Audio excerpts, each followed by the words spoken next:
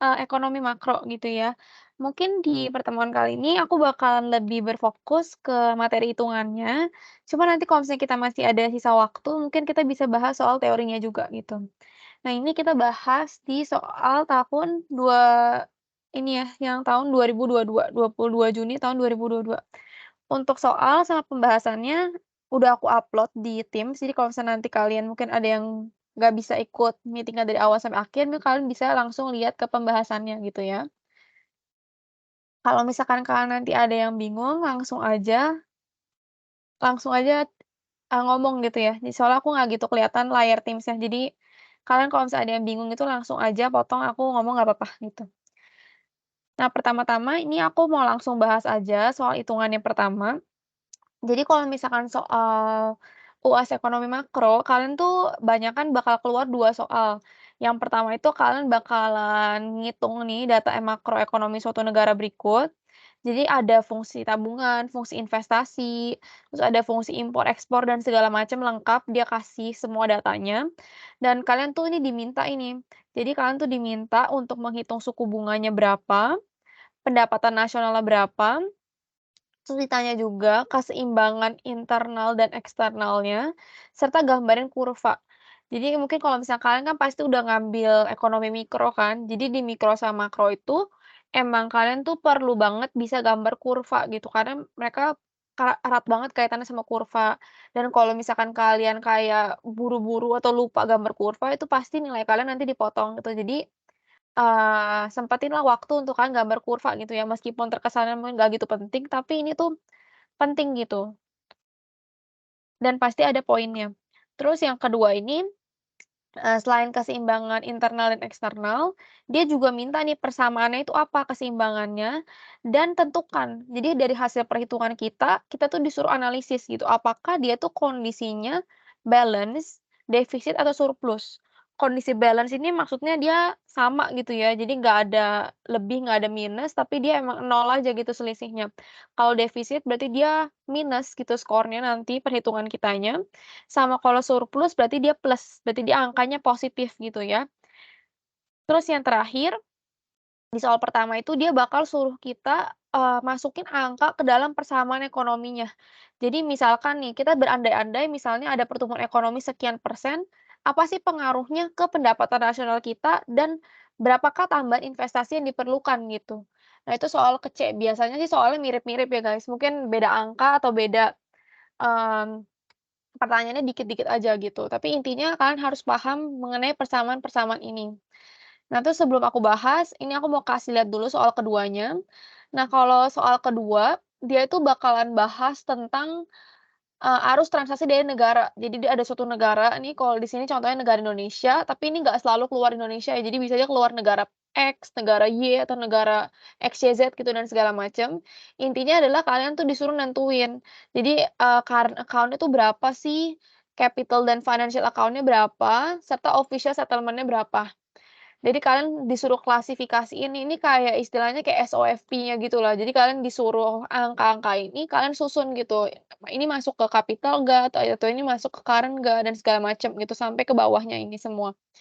Nah ini juga, sebenarnya kalian ini ya harus tahu gitu pengklasifikasiannya apa, untuk angka-angkanya sih ini nggak terlalu banyak ya, dia hitungannya nggak separah yang akuntansi gitu.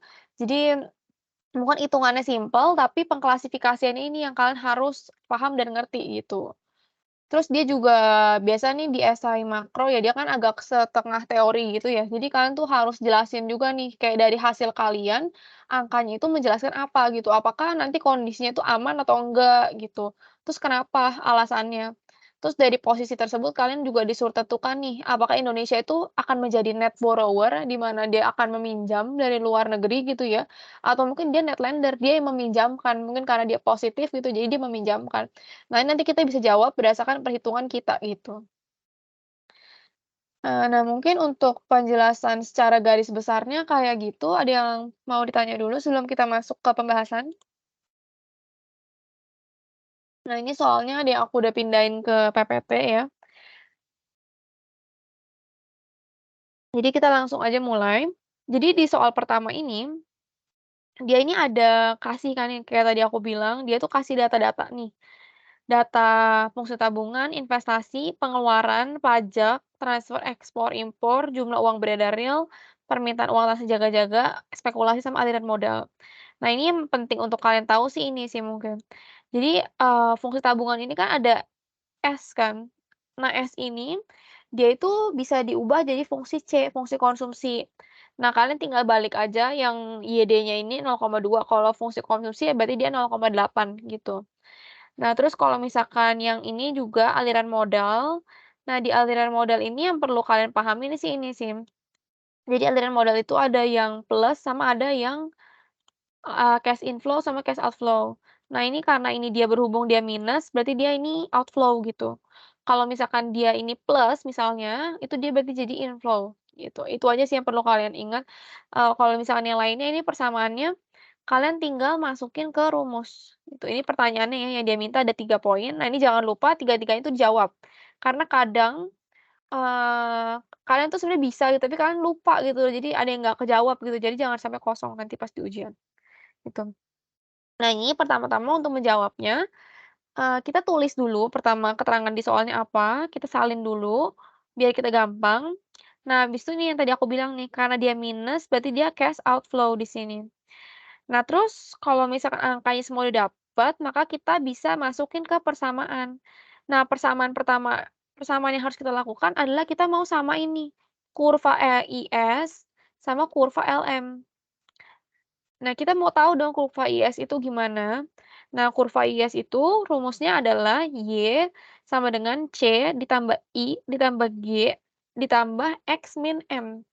Jadi inilah rumus yang harus kalian hafalin nih. Ini rumus penting banget di ekonomi makro. Jadi kalian harus hafalin nih, aku ulang C tambah I tambah G tambah dalam kurung X min M. Nah, angkanya dapat dari mana? Kalian tinggal salin aja di sini. C-nya itu 112 tambah 0,8Y. Habis itu I-nya itu 180 minus 300Y, kalian masukinlah ke sini. Lalu ada G-nya tuh 128, kalian masukin juga. Kemudian adalah X min M nih, X min M. Nah, kalian tinggal masukin aja angkanya. 150 min 0,1Y. Nah, terus ini kayak perhitungan matematis biasa gitu ya, kalian tambahin yang konstantanya kalian tambahin semua, yang ada variabelnya juga kalian totalin semua. Nah, dapatlah hasilnya itu sebesar 570 tambah 0,7Y min 300Y. Nah, karena di depannya ini Y, dan ternyata di sini juga ada variabelnya sama nih Y, maka ini kita bisa pindahin nih, jadi 1Y minus 0,7Y. Dapatlah 0,3Y sama dengan 570 minus 300i. Nah, kalau misalnya udah kayak gini, maka kalian bisa dapat persamaan pertama nih. Persamaan pertamanya yaitu, 1.900 minus 1.000i. Jadi semua persamaan itu kalian bikin Y-nya itu di depan ya guys, biar gampang. Karena kalian mau nyamain IS sama LM. Nah, persamaannya itu ada di mana?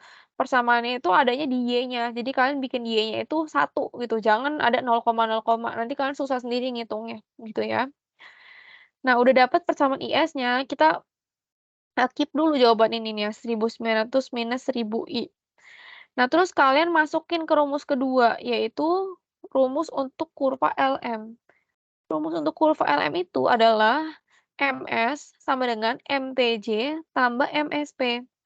MTJ-nya berapa, MS-nya berapa, itu kalian ambil dari soal.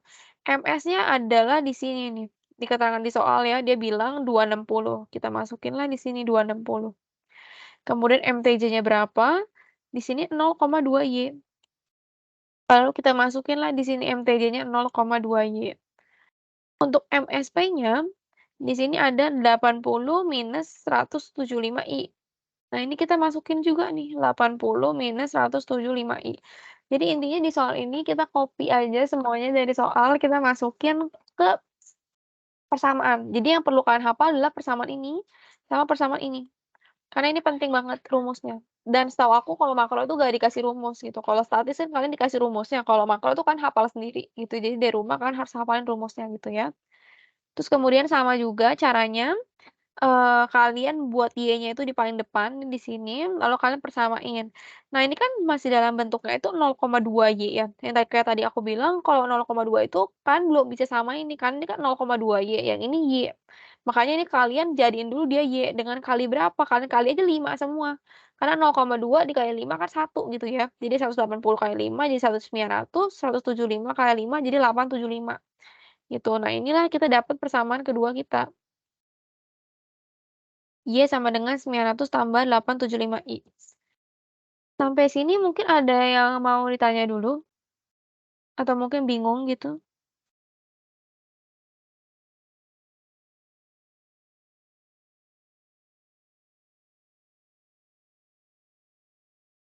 Kalau misalnya nggak ada yang mau ditanya, aku lanjut dulu ya. Jadi kalau misalnya udah selesai, kita bisa lanjut ke persamaan IS sama LM-nya. Jadi kita samain nih IS sama LM. Nah, ini di rumus ini. Nah, di sini sih kalian, simpel aja, berarti kalian tinggal masukin aja nih 1900 minus 1000i sama dengan 900 tambah 875i. Nah, R-nya berapa? R-nya berarti kalian, eee, bagi aja gitu ya. Berarti kalian kan mau tahu I ini. Ini maaf ini bukan R nih, I. Tulisannya agak jelek ya. I. Jadi I-nya tuh ditaruh di depan, maka kalian mau tahu nih I-nya itu berapa sih? Oleh karena itu, kalian bisa kayak gini. Jadi, angka-angka konstantanya itu kan totalin dulu nih, 1.900 kan di sini, 900 di sini, 900 mau nyebrang. Berarti dia kan harus diminus kan, makanya 1.900 minus 900. Nah, terus I-nya itu dia mau pindah ke samping, dia mau pindah. Maka 875 yang ini minus 1.000 ditambah nih jadinya. Jadi dia kali silang gitu ya. Karena dia pindah ruas jadi minus jadi plus, plus jadi min gitu. Jadi 875 ditambah sama 1.000, dapatlah hasil I-nya itu sebesar 0,53. Nah, ini kan hasilnya koma ya, kalian harus tanya ke dosen kalian maunya berapa angka di belakang koma. Untuk lumrahnya sih biasa 2 angka ya, atau mungkin kalau ada dosen yang mau lebih detail, itu mungkin bisa 4 angka gitu. Nah, itu kan harus konfirmasi dulu sebelum kalian UAS. Karena nanti kalau misalnya hasilnya perhitungannya beda, takutnya nanti ke bawah-bawahnya agak beda-beda dikit gitu ya, takutnya nanti jadi nggak tepat gitu jawaban kalian. Nah, udah dapat angka I-nya, maka kita bisa dapat angka Y-nya. Gitu. Kalau udah dapat angka Y-nya dapat dari mana? Kalian masukin aja ke persamaan. Mau kalian masukin ke persamaan IS yang ini, ataupun kalian masukin ke persamaan LM, harusnya jawaban kalian sama. Karena kan ini persamaannya didapatin dari udah disamain 2 ini gitu ya. Jadi mau I-nya dimasukin ke yang 1900 1000i atau 900 tambah 875i, hasilnya tuh pasti sama, yaitu 1.370 gitu untuk Y-nya, untuk pendapatannya. Kalau I kan ini suku bunga ya, gitu. Nah, ini untuk menjawab pertanyaan A, yaitu pertanyaan A itu adalah, hitunglah suku bunga, yaitu ini I-nya nih, sama pendapatan. Pendapatan nasional itu berarti Y-nya, gitu ya, gitu. Terus dia minta juga gambar kurva. Nah, ini untuk gambar kurvanya nanti aku gabung aja di terakhir gitu ya, karena di soal yang C itu dia juga ada minta kurva. Mmm, Kalau misalkan ada yang mau tanya nanti langsung tanya aja, kalau misalkan belum ada, aku lanjut ke soal B. Jadi di soal B ini, kita disuruh menentukan persamaan keseimbangan eksternal dan menentukan apakah dia kondisinya balance, defisit, atau surplus. Nah, ini kita bisa langsung lihat. Berarti ini juga ada rumusnya nih. Untuk tahu apakah dia keseimbangannya itu surplus atau negatif, maka kita bisa menggunakan persamaan ini. Jadi BOP sama dengan CA min KA sama dengan X min M kurangin F. Nah, untuk tahu cash flow-nya ini, CFO-nya, itu kalian bisa dapat dari X minus M. Nah, kalian udah dapat nih tadi CA min KA-nya berapa, CA min KA-nya itu dapat dari soal nih tadi, yang ini, yang aku bilang dia itu ada minus, ada plus. Kalau minus itu outflow, kalau plus itu inflow. Nah, ini kalian masukin aja nih ke sini. Kalian masukin aja angkanya ke sini. Lalu untuk X min M, F-nya itu juga yang ini. Nih, jadi kalian masukin aja angkanya ke sini. Gitu. Nah, kalau misal udah dimasukin, maka dia bakal muncul nih persamaan ini. Persamaan dapat dari mana? Tadi aku udah bilang, jadi Y-nya itu masukin ke paling kiri. Jadi Y itu selalu paling kiri ya guys, biar kalian nggak bingung, jadi nggak usah bolak-balik gitu. Y-nya ada di kiri, Y-nya itu 0,1 besarnya. Karena kita mau bikin Y-nya itu sebesar 1 biar dia nggak usah dibagi atau dikali apapun lagi, maka kita kali dulu dia sama 10, biar dia itu jadinya Y nih. Dari 0,1 Y, kita mau jadiin dia jadi Y. Maka kita harus kali berapa? Kita harus kali sama 10. Jadi 50-nya kita kali 10, 220-nya juga kita kali sama 10, gitu. Nah, didapatlah Y-nya itu 500 tambah 2.200 I untuk keseimbangan eksternalnya, gitu ya. Nah, kalau misalnya kita mau ngetes nih, apakah dia internal sama eksternal sama atau enggak, kita bisa masukin ke persamaan. Jadi persamaan eksternalnya itu kan 500 tambah 2.200 I. Nah, I-nya ini kita pakai nih, angka yang 0,53 ini, maaf. 0,53 ini. Dapatlah hasilnya itu 3415, sedangkan keseimbangan di internal cuman 1.370. Ini kan beda ya, 1.370 sama 3415. Makanya kita bisa bilang nih, bahwa artinya belum terjadi keseimbangan antara internal dan eksternal. Nah, terus kita nggak berhenti di situ, kita juga ditanya, posisinya BOP-nya gimana? Jadi posisi balance-nya tuh di mana gitu. Karena dia kan internal sama eksternalnya nggak sama gitu kan ya. Nah, untuk posisi BOP-nya, kalian bisa masukin rumus yang ini. Jadi CA min KA, minus X min M, minus F. Nah, ini kalian masukin nih, jadi kalian pindahin aja angkanya gitu ya sebenarnya ya, dari atas kalian pindahin ke bawah gitu. Kalian pindahin, jangan lupa ada dalam kurungnya. Nah, ini tuh untuk kalian menentukan gitu, jadi BOP-nya tuh berapa sih. Nah, ini, bentar nih kayaknya kepotong dikit nih jawaban full-nya. Nah, ini. Jadi, setelah kalian mendapatkan BOP-nya sebesar apa, ini kalian bisa dapat nih BOP-nya itu besarnya sebesar 30. Besarnya 30 nih di sini ya. Artinya apa? Kalau misalkan dia plus, berarti artinya dia surplus gitu. Berarti dia bagus nih kondisi BOP-nya. Gitu, kalian masukin pakai rumus yang ini, BOP ini. Kalian pindahin aja ke bawah gitu ya. Nah, untuk rumusnya ini kan dia surplus, gimana kalau misalnya nanti kalian keluarnya misalnya negatif gitu, kalau negatif berarti kalian tulis defisit gitu, keterangannya dia defisit karena dia lebih kecil dari 0. Kalau misalkan dia balance, misalkan internal sama eksternalnya 0, itu BOP-nya dari 0, berarti dia adalah, balance gitu. Jadi kalian tulis dia balance karena sama dengan 0. Jadi keterangannya itu kalian tulis aja gitu ya, keterangan ininya, gitu. Untuk soal yang B begitu. Terus kemudian ada ditanya soal C. Soal C itu ditanya, kalau misalkan dianya naik sebesar 6,1%, maka apa dampaknya? Gitu. Nah, kalau misalkan soal kayak gini, berarti kita harus menggunakan persamaan matematika. Jadi kita anggap nih ada variabel baru yang muncul yaitu Y2. Karena kan yang kita ketahui itu Y1 gitu anggapannya kan. Kita mau tahu nih perubahannya itu berapa. Nah, untuk tahu perubahannya, berarti kita bisa kaliin 106,1%, kita kali sama Y awal kita. Nah, Y awal kita itu kan tadi yang udah didapetin dari perhitungannya A ini adalah sebesar 1.370. Nah, dari 1.370 ini kita kali sama 106,1%, karena dia bilang naik 6,1%. Dapatlah angkanya itu 1.453,57 ini, dapatnya segini. Nah, sekarang kita mau tahu delta Y-nya berapa, delta Y itu apa? Delta Y itu adalah perubahannya gitu. Nah, ini nih di sini dia bilang nih, kita mau cari delta Y, perubahannya gimana? Perubahannya seperti kita udah tahu aja ya, berarti gampang aja dia berarti Y2 kurangin sama Y1. Y2-nya segini, 1.453, Y1-nya segini, 1.370. Berarti totalnya adalah delta Y-nya itu adalah 83,57. Ini adalah delta Y. Nah, terus apa yang harus kita lakukan dengan delta Y ini? Yang kita tanya kan delta I, perubahannya itu ditanya nih kalau kalian lihat di soalnya. Dia adalah bertanya, berapa pertambahan investasinya? Berarti yang dia tanya bukan delta Y, tapi delta I. Nah, untuk cari delta I, kita pakai rumus. Rumusnya itu adalah ini. Jadi ada rumus yang dapat mengkaitkan, kaitan antara delta Y sama delta I. Jadi delta Y sama dengan 1/1 min C plus M dikali sama delta I. C ini apa, M ini apa, ini adalah ini adalah, namanya apa ya tuh, Koefisien ya, jadi dia dia adalah koefisien dari si C sama M. Nih kalian lihat nih di soalnya. C sama M-nya itu di sini. C-nya adalah 0,8 ya, makanya dia di sini 0,8 C-nya.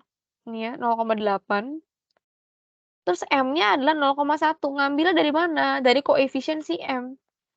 Koefisien si M-nya itu adalah ini, nih. M itu kan impor ya.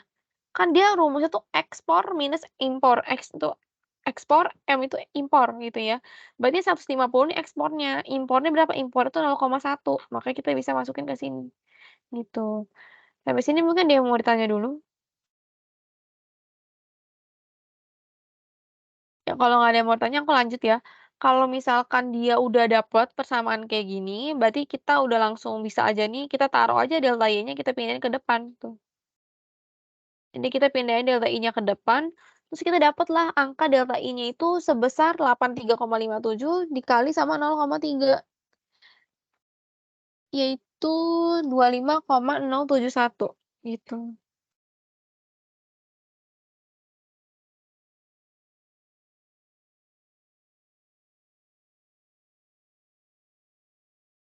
Mungkin sampai sini ada yang mau ditanya dulu? Untuk ini soal satunya udah kelar, jadi kalian cuman disuruh ngitung ini aja. Nah, ini keterangannya tuh panjang karena kan harus tulis semua keterangannya gitu ya. Jadi, jawab makro, jawab mikro tuh harus lengkap keterangannya, wording-nya tuh harus tulis juga. Nah, terus dia diminta gambar. Nah, gambar A tadi dia cuman diminta keseimbangan IS, IS sama LM-nya gimana. Nah, kalau IS kalian inget aja, IS itu pasti yang turun. Gitu ya, jadi turun ke bawah ini adalah IS. Sedangkan kalau misalkan dia naik, gitu ya, kalau dia naik berarti adalah dia LM. Jadi kalian tinggal gambar aja kayak X gitu yang turun IS, kalian tulis persamaannya apa, yang LM kalian tulis persamaannya apa. Terus nih di titik equilibrium-nya kalian tulis nih, Y-nya tuh 31370 sama I-nya tuh 0,53. Nah ini tuh didapat dari soal yang A ini, tadi ini jawabannya ini gitu ya. Gitu, untuk gambar kurva A. Nah, dia kan minta juga gambar kurva B. Nah, kalau gambar kurva C maaf, dia kan ada perubahan nih. Kalau kalian ada perubahan berarti kalian gambar lagi yang barunya, gambar ulang kurva ISLM-nya,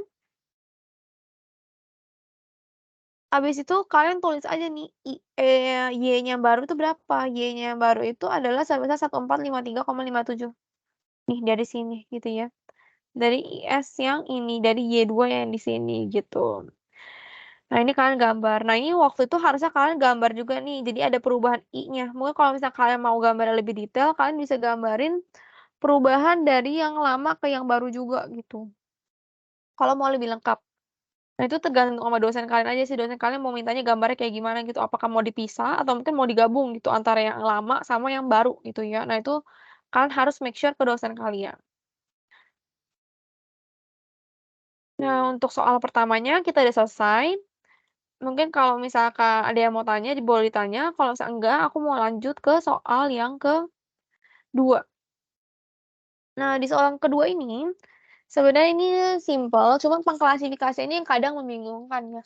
Jadi ini kalian bakalan disuruh buat tabel untuk mengkalkulasikan current account, capital and financial account, sama official settlement account.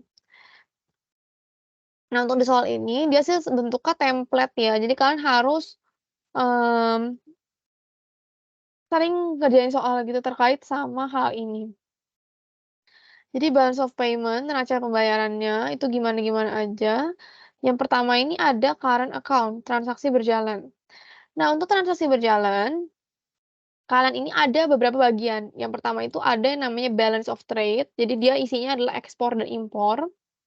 Ada juga balance of service, jadi terkait, jasa yang dilakukan oleh perusahaan gitu ya, yang non dari ekspor dan impor. Jadi dia misalnya kayak dari ini contoh soal pendapatan bunga, tabungan warga, transfer bersih, belanja negara, konsumsi, dan segala macam.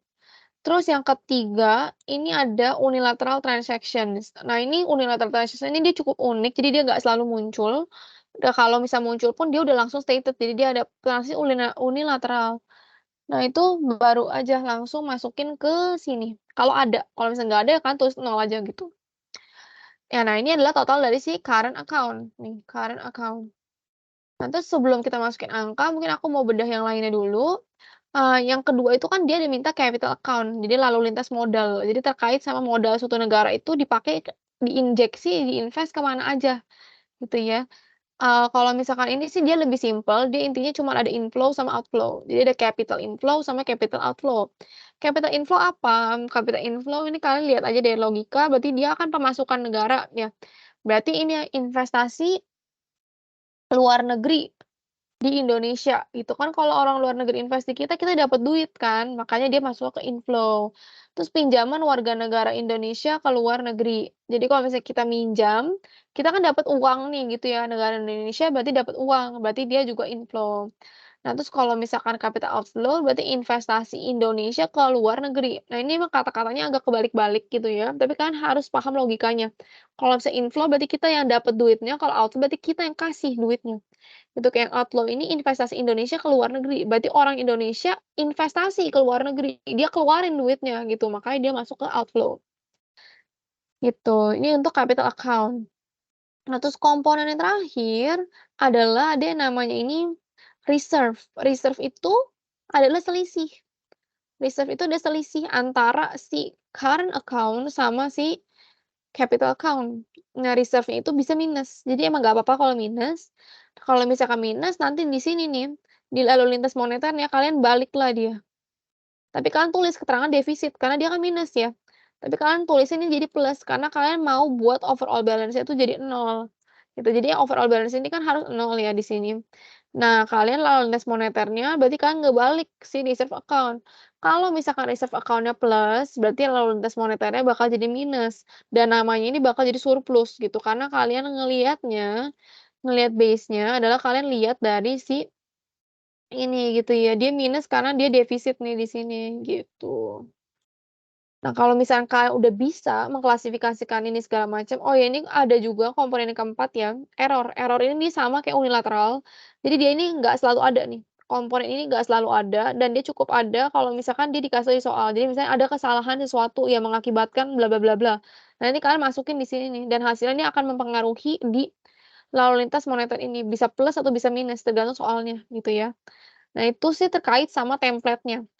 Kalau misalnya kau udah paham, jadi intinya itu masukin ekspor impor di mana, masukin pendapatan di mana, terus kalau investasi-investasi itu kan udah pasti berkaitan sama capital gitu kan. Kalau kalian kan di akuntansi itu udah sering ya kalau kapital itu kan modal, modal itu kan kita bisa dapetin dari investasi gitu, atau mungkin dari pinjaman. Nah, itu kan masukin ke capital account kalian. Kalau misalkan kalian udah bisa menentukan nih ininya, kalian maka tinggal masukin aja dari soal. Nah, ini mungkin aku split screen terkait sama soal sama jawabannya, jadi mungkin lebih gampang dilihatnya. Nah, ini. Nih ya, kita langsung aja lihat. Di soal dia bilang bahwa ada ekspor, nih ekspor sebesar 1.754. Nah, ini kalian masukinnya 1.754, gitu. Terus ada impor, jadi ini kalian tinggal masuk-masukin aja gitu sebenarnya ya, 2215. Nah, karena impor itu bersifat mengurangi, berarti kalian jangan lupa nih, ini tanda minus. Terus ada balance of trade. Nah, balance of trade itu tinggal ditotalin aja ini semua, ditotalin dibilang minus 461 gitu. Terus kalian keep dulu jawabannya, kalian lanjutlah ke balance of service. Balance of service isinya apa? Ada pendapatan bunga bersih. 167 kalian masukin. Terus tabungan warga negara Indonesia, tabungan kan nggak masuk dalam modal kan, pokoknya kalau yang nggak masuk modal berarti kalian masukinnya ke current account gitu ya. Tabungan warga negara Indonesia kalian masukin ini sebesar 1.250, terus transfer bersih kalian masukin, terus, belanja negara juga kalian masukin, sama konsumsi juga kalian masukin. Tuh ini masuk masuk masuk, jadilah balance of service. Nah, ini kan kasih keterangan juga ya, dia defisit apakah dia surplus gitu, karena ini dua-duanya kebetulan minus, berarti dia defisit dua-duanya. Kalau misalkan ternyata dia positif gimana? Kalau misalnya dia positif, ya berarti kalian tulis aja keterangannya dia surplus, gitu. Terus ditotalin nih angkanya bakalan jadi ini, total current account, yaitu defisit. Mungkin sampai sini dulu ada yang mau ditanya?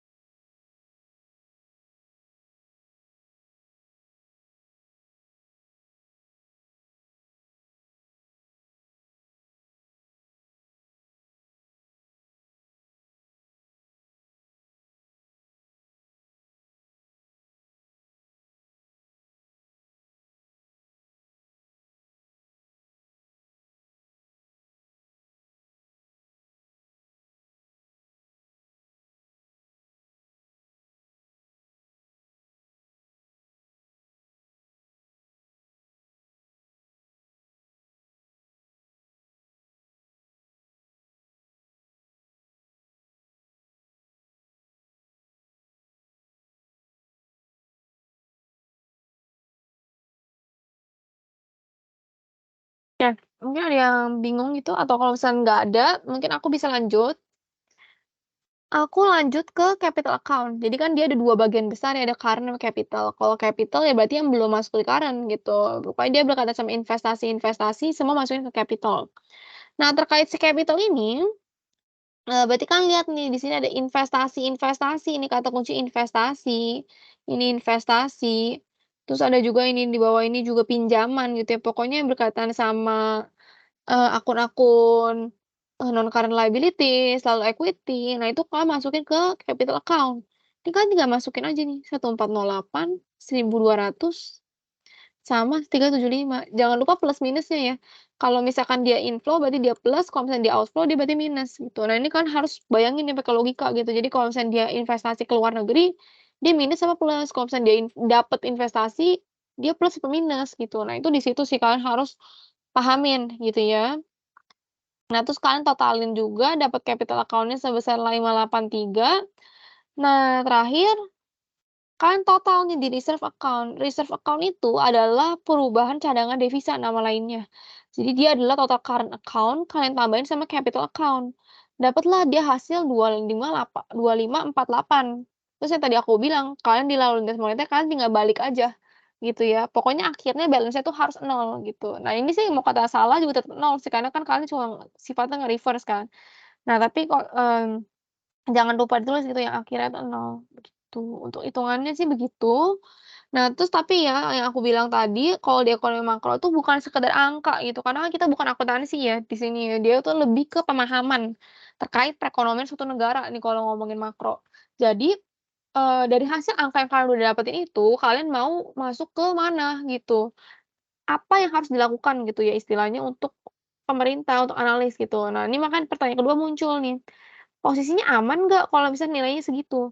Nah, untuk menjawab pertanyaan tersebut, kita bisa, melakukan kita rangkum dulu deh, kita summary dulu dari hasil jawaban kita di atas. Kita dapat balance of trade kita minus, kita dapat balance of service kita juga minus, total current account kita minus juga, total capital account kita tapi plus nih, berarti kita dapat injeksi modal kita lumayan gede nih sebesar 583 miliar.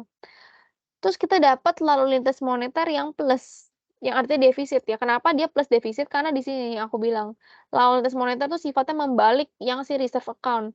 Jadi kalau misalnya biasa minus defisit, kalau misalnya di lalu lintas moneter karena dia bersifatnya dia membalik doang nih angkanya nih kalau kalian lihat ya. Awalnya minus jadi plus. Nah ini maka dia dari kebalikannya nih, dia plus atau defisit gitu ya. Nah dari soal itu kita dapat menyimpulkan bahwa current account itu defisit nih, yang aku kasih warna merah ya. Dia tuh defisit, karena kalau defisit sehingga artinya pertumbuhan impornya lebih tinggi daripada pertumbuhan ekspor. Nah ini sebenarnya kan kurang bagus ya, di mana kita tuh berarti kita belinya banyak gitu, sedangkan kita ngejualnya dikit gitu. Kalau misalnya kayak di akuntansi biasa berarti kita anggapannya, bebannya lebih gede nih, pengeluarannya lebih gede gitu. Nah tapi, ini nih kalian harus juga harus sesuaiin sama dosen kalian gitu ya. Kalau dulu sih di dosen aku dia mintanya kayak gini aja, jadi kalau misalnya dia masih di batas yang wajar sebenarnya nggak apa-apa gitu, masih aman. Gitu. Nah ini untuk, benchmark-nya berapa, itu tuh kalian harus, make sure ke dosen masing-masing ya, karena kalau makro itu kan dia ada banyak perspektif gitu ya, takutnya ada perbedaan, tapi kalau misalkan emang nggak dibilangin apa-apa, mungkin kalian bisa jawabnya kayak gini aja gitu ya, kayak aku jawab. Jadi dia masih ada di batas wajar, jadi ya dapat dikatakan masih aman gitu. Namun ada namunnya nih, dia tuh perlu harus dilakukan perbaikan gitu. Dia juga harus melepas cadangan devisa untuk menutup defisit tersebut, gitu. Jadi dia harus ada menutup defisitnya pakai apa, pakai cadangan devisa. Karena kebetulan dia punya reserve account nih kan, cadangan devisanya sebesar 2.548, begitu. Nah terus ini, di pertanyaan terakhir nih ya, di yang ketiga, ini waktu itu aku belum waktu ujian nggak sempet jawab, tapi kalian sempet ya, jangan lupa jawab. Dia net borrower atau net lender. Nah, karena kita defisit posisinya, maka kita adalah net borrower, gitu ya. Kita yang meminjam, karena dia defisit posisinya, gitu guys. Mungkin untuk pembahasannya udah selesai, sampai di sini ada yang mau ditanya dulu? Kalau misalkan terkait teori, ini mungkin kalian bisa baca sendiri, aku udah kasih jawabannya. Soalnya kalau teori kan kan hafalan ya, jadi kalian harus banyak-banyak membaca gitu ya, sama kalian nih gambar-gambar kurva gini, karena pasti, diminta gitu ya, meskipun nggak diminta pasti, ada lah beberapa soal tuh yang terkait sama si kurva-kurva ini. Terus mungkin juga ada kayak, yang sering keluar itu kayak terkait ini nih, inflasi-inflasi itu pasti keluar ya. Terus ini kurva AD, kurva AS, terus ini oh ya soal makro itu kalian pilihan ya. Jadi dia ada kayak soalnya banyak nih, ini di kayak soalnya itu ada sekitar 5. Nah kalian cuma disuruh pilih 3 aja, jadi kalian pinter-pinter aja yang kalian pilih tuh yang mungkin yang pertanyaannya dikit, yang pertanyaannya yang kalian bisa, yang kalian inget gitu, nggak usah jawab semuanya gitu. Jadi kalian pilih aja jawaban yang menurut kalian bisa dimengerti. Terus, pasti sih kalau makro ini berkaitannya sama inflasi-inflasi ya, terus ada tingkat penganggurannya juga, terus gambar-gambar kurva. Nah, terus ini yang penting banget, ada juga kurs tetap sama kurs bebas. Nah, ini pengertiannya juga udah ada di jawabannya, nanti kalian bisa baca. Terus ini nih yang penting juga adalah modal-modal Fleming. Nah, terus ada kurva Philip. Nah, itu juga yang short run, long run maaf, itu juga itu penting banget buat kalian pelajarin. Karena itu banyak kan keluar gitu, entah itu pasti di teori sih atau mungkin kalau di esai itu, di hitungan paling ditanya sedikit sih, biasa dia keluaran di teori gitu. Karena kalian kan udah offline ya, berarti soalnya pasti esai kan. Kalau misalnya di online dulu mungkin aja dia keluar di PG gitu, tapi kalau misalnya offline, dia pasti disuruh jelasin sih, palingan kalian harus tahu lah dia tuh apa gitu dan pengaruhnya tuh apa, gitu. Terkait sama, eee kurva-kurva tersebut gitu. Jadi arahnya turun, arahnya naik, arahnya ke kanan. Kalau ke kanan tuh nambah, kalau ke kiri tuh kurang, kalau ke atas tuh nambah, kalau ke bawah itu kurang. Nah, itu tuh kalian harus paham, gitu. Mungkin sampai sini ada yang mau ditanya dulu terkait sama pembahasannya?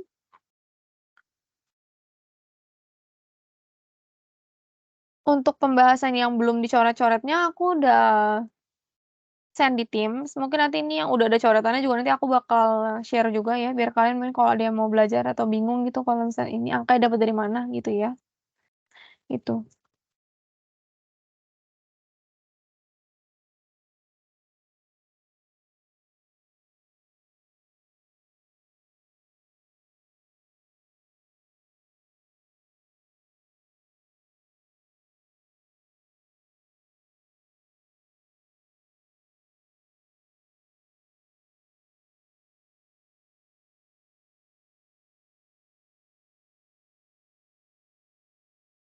Mungkin kalau misalkan ini sambil aku upload yang udah ada coretannya, mungkin kalau misalkan ada yang bingung gitu bisa langsung ditanyain aja.